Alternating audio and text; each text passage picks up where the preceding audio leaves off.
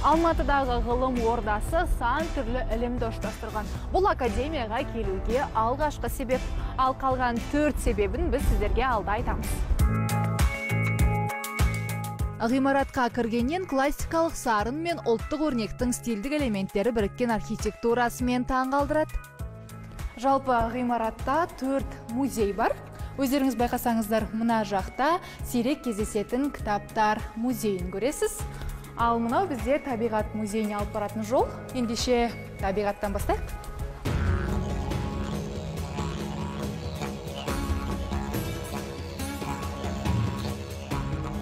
Жердегі тіршіліктің бастауын бейнелейтін музей жүздеген миллион жыл бұрынғы планета көріністерімен баурап алады. Табиғат музейіндегі ең ерекше, ең көне экспонат мынау. Осыдан 65 миллион жыл бұрын Қазақстанның солтүстік аймағындағы Торғай ойпатында өмір сүрген ірі алып мүйіз тұмсықтың сүйегі қаңқасы. Түп нұсқада өздеріңіз кәдімгідей байқасаңыздар болады, кәдімгі сүйек мынау. Бұл 1915 жылы жүргізілген экспедицияның нәтижесінде табылған. Ал одан кейінгі экспедициялардың кезінде мүйіз тұмсықтардың ірі нұсқалары табылған. Мынау жамбас сүйегі 1,5 метр, демек сол кезде олардың биіктігі 5 метр, ал ұзындығы денесінің 10 метрге дейін жеткен деп айтуға болады. Ал мынау бас сүйегінің қаңқасы. Бұл кайнозой дәуіріне тиесілі экспонат. Ол кезде жерде мамонттар да тіршілік еткен. Ал оған дейінгі мезозой дәуірі алып динозаврлар кезеңі. Олар да бүгінгі Қазақстан аумағын мекендеген. Мұнда бізде солтүстік Қазақстаннан табылған үйрек тұмсықты аралазабырдың бас сүйегі, оның тоқпан жілігі, жауырын сүйектері көрсетілген. Мұналар ғой, иә? Мұнда көрсетілген 1920 жылы табылған арал маңынан тиранозаврдың астыңғы жақ сүйегі көрсетілген. Сондай-ақ бізде Юра дәуірінде Қазақстанның солтүстік аймақтарында су астында өмір сүретін мозазаврлар өмір сүрді. Олардың мұнда жақ сүйектері көрсетілген. Юра дәуірінің ортаңғы тұстарында басым бөлігі бізде ұшатын динозаврдың түрлері пайда болды. Олардың қаңқа сүйектері, қанаты және де тастың бетінде қалған таңбалары сақталған. Мезозой, кайнозой, тас дәуірі, оған қоса бүгінгі Қазақстан табиғатының бар ерекшелігін де осы музейден көресіз. Одан кейін екінші қабаттағы археология музейіне беттедік. Сөредегі әр дүние көне заманнан сыр шертіп тұрғандай.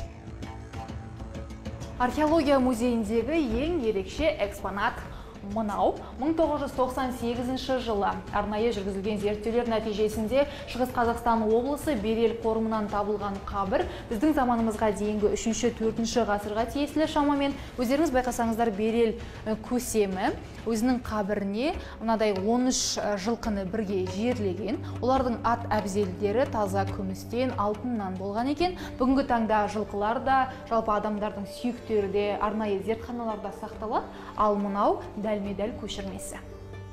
Қорғанның ерекшелігі бұл жерде жылқылар қатып қалған күйі сақталған. Өйткені қорғанды салған кезде әдейі сондай есеппен салған. Бұл қорғанның жерлеу камерасының ішінде өзгермейтін бір қалыпты өте салқын температура сақталып тұратын болған. Енді осы жылқылардың біреуінің толық күйінде көру үшін мына жаққа өтсеңіздер болады.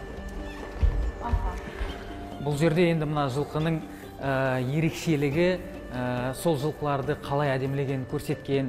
Әшеке бұйымдарында аң стилі бар, сол кезеңге тән сақскиф аң стилі бар. Жылқыларға осындай бетперделер кигізілген, бетперделерге мүйіз қондырылған. Бұл деген тау ешкісінің мүйізі, және де сол кезеңде ол патшаның символы ретінде саналған.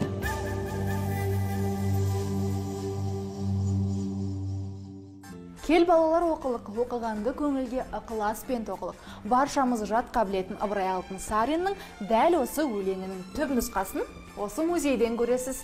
Міне, байқасаңыздар болады, 1896 жылы Санкт-Петербургте басылып шыққан кітап осы. Сирек кездесетін кітаптар музейінің қоры эксклюзивке толы. Сонау ислам өркениетінен бері жеткен кітаптан бастап бәрі бар. Тіпті Ахмет Байтұрсынов құрастырған алғашқы әліпбиде осында. Бұл Орынбор қаласында 1914 жылы басылып шыққан. Араб графикасында басылған кітаптардың бірі болып табылады. Біздің музейге орталық ғылыми кітапхана қорынан келіп отыр. Және де тағы айтатын кітаптардың бірі Ана тілі кітабы Мағжан Жұмабаевтың. Ана тілі кітабы араб графикасында жазылған, қазақ тілінде.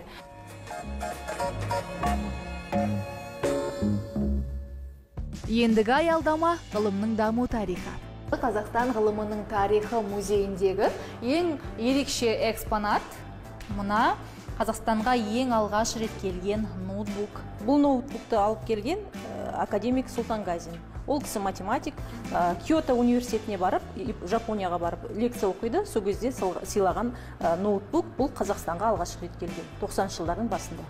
Ілімнің бастауы болған руна жазулары да, өркениеттің даму сатысы да, тәуелсіз Қазақстан ғылымының кешесі мен бүгіні де бар мұнда.